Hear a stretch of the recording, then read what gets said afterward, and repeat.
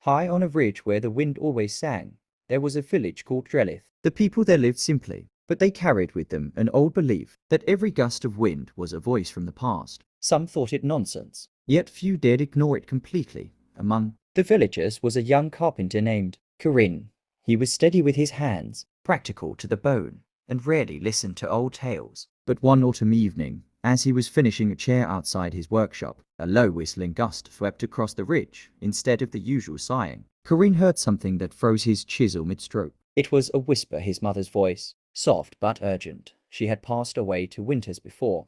Go to the hollow oak, it said. Corinne sat still, heart pounding. The hollow oak was an ancient tree at the edge of the ridge, half dead but never falling, wrapped in stories of hidden things. The whisper came again, carried on another wave of wind, tugging at him like a hand. Against his better judgment, Corinne lit a lantern and set off down the path. The oak stood dark against the starlit sky. Its bark was split wide, enough to step into, though no one in Drelith dared to dot a as he approached. The air grew strangely warm. The lantern flame fluttered and went out, yet he could still see faintly, as though the tree itself gave off a dull glow inside the hollow. His fingers brushed something cold, an iron key bound with twine.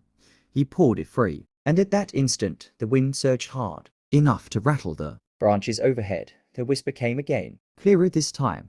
It is yours to keep safe. Corinne didn't sleep that night. He turned the key over and over in his hands. It was heavy, old, etched with symbols he couldn't read. Over the next days, he noticed the wind following him, not in a gentle way, but in sharp bursts, slamming shutters when he passed, pushing tools from his bench, hissing through cracks in the walls, and sometimes, between the gusts, he thought he heard other voices, not just his mother's. Then one evening, a storm rolled in fierce and sudden.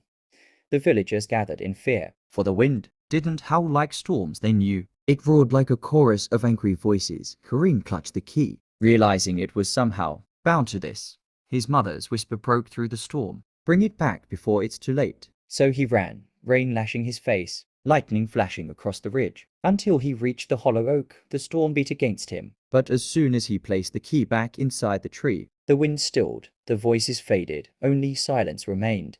The next morning, the villagers found Corinne asleep against the oak, the storm gone as if it had never been.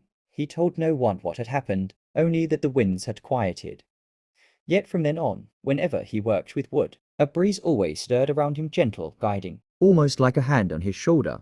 And though Corinne never spoke of it, he knew the wind had not left him. It was simply waiting, carrying voices he would one day need to hear again.